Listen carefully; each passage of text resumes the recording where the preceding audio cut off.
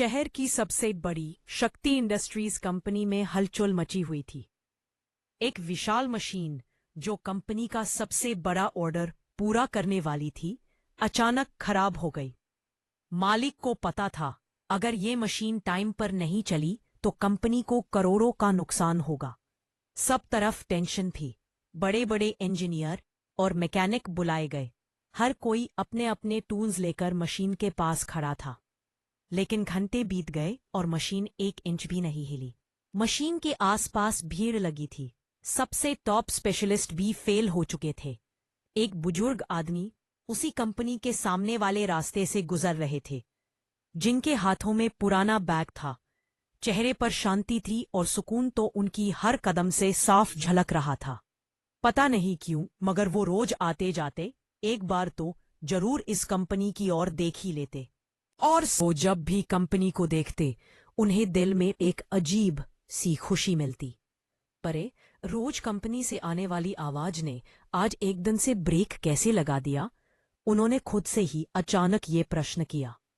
और ये देखने जैसे ही उन्होंने कंपनी के बाहर से अंदर की ओर देखा तो उन्हें कंपनी के गेट के बाहर से अंदर की ओर कुतूहल से देखाते हुए कुछ इंसान दिखाई दिए। अंदर की ओर भी काफी भाग दौड़ नजर आई। आखिरकार कंपनी में ऐसा क्या हो गया? इस प्रश्न ने उन्हें एक पल के लिए स्तब्ध कर दिया। अगले ही पल ये देखने के लिए वो कंपनी के गेट के पास गए और उन्होंने गार्ड से पूछा, बेटा, कंपनी में ये सब अफरा तफरी क्यों मची हुई है? गार्ड हंस कर बोला, बाबा, ये दुनिया के सबसे बड़े मैकेनिक भी नहीं बता पा रहे हैं, तो हम क्या बताएंगे? गार्ड की ये बात सुनकर बुजुर्गा से रहा नहीं गया। वो कंपनी में अंदर की ओर जाने लगे। तभी गार्ड ने उन्हें रोक लिया। अरे अरे, आप अंदर कैसे जा रहे हो? चलो बाहर हो जाओ, चलो यहां से। गार्ड ने उन्हें ऐसा कहते हुए बाहर की ओर कर दिया। बुजुर्ग थोड़ी देर रुके और उन्होंने फिर से वही कोशिश की। रुकाने के बाद बुजुर्ग ने फिर गार्ड से कहा कि देखो भाई, मुझे एक बार अंदर जाने दो, शायद मैं कुछ मदद कर दूं। बुजुर्ग की ये बात सुनकर गार्ड जोर जोर से हंसने लगा और बोला, देखो, यहां बड़े से बड़े मैकेनिक अभी तक कुछ नहीं कर पाए, और तुम क्या कर लोगे? ये तुम्हारा काम नहीं है, आगे बढ़ो। पास पास ये जगह तुम्हारे लिए नहीं है। बुजुर्ग ने हिम्मत नहीं हारते हुए फिर नरमी से कहा, बस एक नजर देख लेने दो, शायद कुछ समझ आ जाए। बुजुर्ग की बातों से अब गार्ड भी तंग आ गया था। उसने कहा कि देखो चाचा, मैं मैनेजर की परमिशन की बगैर किसी को अंदर नहीं भेज सका था। गार्ड ने फिर मना कर दिया। बुजुर्ग ने गार्ड से विनती की कि एक बार मुझे मैनेजर साहब से बात कर लेने दो। बुजुर्ग की ये बेताबी देखकर गार्ड ने उन्हें अंदर भेज दिया।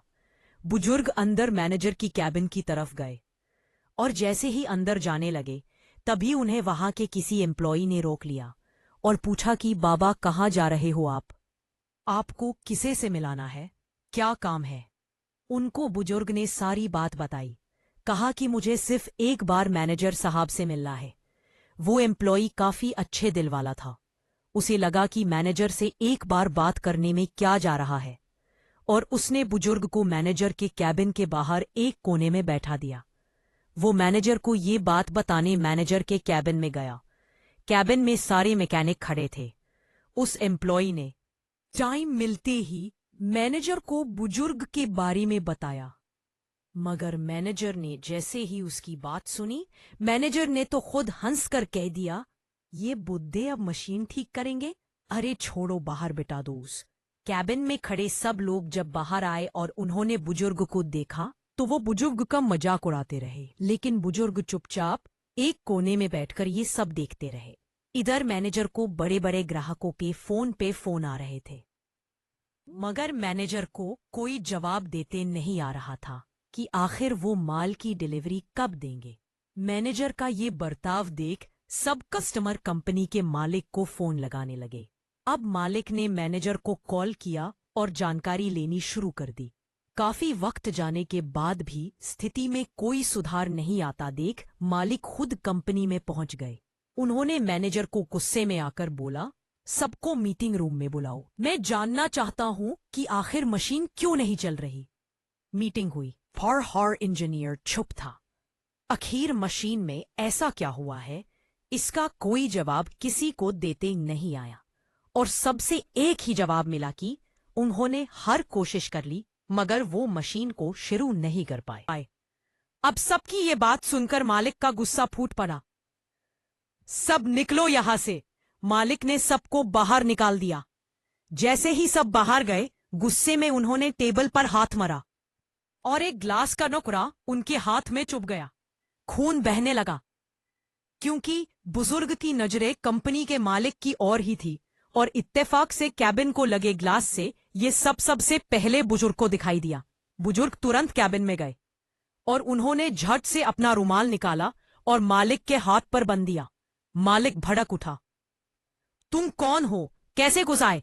गार्ड मालिक की आवाज सुनते ही सब भगते हुए आए और अंदर का नजारा देख चौंक गए और बोल पड़े कि माफ कीजिए साहब, ये बार बार कह रहे थे कि मशीन चालू कर दूंगा, इसलिए हमने इन्हें अंदर आने दिया। माफ कर दीजिए सर। ऐसा कहकर गार्ड बुजुर्ग को खींचकर बाहर ले जाने लगे। मालिक ने एकदम से कुछ सोचा, जब बड़े बड़े फेल हो गए तो इसे देखने देने में क्या जाता है, और मालिक ने गार्ड को रुकने को कहा। अभी तक वहां कंपनी के सारे लोग जमा हो गए थे। सभी लोग बुजुर्ग की ओर घूर कर देखने लगे। कहीं हंस रहे थे, कहीं फुसफुसाहट चल रही थी। बुजुर्ग ने शांति से कहा, बस एक चांस दीजिए। मालिक ने इशारा किया, जाओ मशीन के पास जाओ। सब मैकेनिक मजाक उड़ाते रहे, देखो अब ये बुड्ढा मशीन चलाएगा। बुजुर्ग आराम से मशीन के पास गए। उन्होंने अपनी उंगलियों से कुछ पार्ट्स को छुआ। उन्होंने कहीं एक बोल्ट टाइट किया और मशीन के अंदर एक छोटा लीवर एडजस्ट किया। फिर उन्होंने मैनेजर से कहा, बटन दबाइए। मैनेजर हंसकर बोला, ये तो और नौटंकी है। मालिक ने डांट कर कहा, बटन ऑन करो। और जैसे ही बटन दबाया गया, मशीन धड़क उठी, मोटर घूम गई, पूरी फैक्ट्री में आवाज गूंज उठी। सब सैन रह गए। सब लोग हैरान थे। उन्होंने बुजुर्ग से पूछा, ये आपने कैसे किया? आप कौन है? बुजुर्ग हल्का मुस्कुराए, मैं वही हूं जिसने इस मशीन का डिजाइन बनाया था। मैं इसका जन्मदाता हूं। मैं इस कंपनी का पहला चीफ इंजीनियर था। बस अब रिटायरमेंट के बाद यही शहर के एक कोने में अपनी जिंदगी बिता रहा हूं। सब लोग सन्नाटे में पड़ गए। जिस इंसान को अभी तक मजाक बना रहे थे, वो ही असली जीनियस निकला। कंपनी के मालिक बुजुर्ग के पैर छूकर बोले, माफ कर दीजिए। पिताजी के अचानक से जाने के बाद मैंने ये कंपनी अपने हाथ में ली है और हम सब ने आपको पहचाना नहीं। आज हमें समझ आया कि किसी को कभी कम नहीं समझना चाहिए। मलिक ने बुजुर्ग को बड़ी रकम का इनाम दिया और उन्हें रिक्वेस्ट की, अब आप रोज यहां आइए, सिर्फ बैठने की भी हम आपको सैलरी देंगे। आप हमारे गुरु हैं। सभी मैकेनिक और स्टाफ ने जोरदार ताली बजाई और बुजुर्ग का सम्मान किया। मॉरल, जिंदगी में हमेशा याद रखो, एक्सपीरियंस सबसे बड़ा ज्ञान होता है और किसी को उसकी उम्र देखकर कभी कम मत आंको।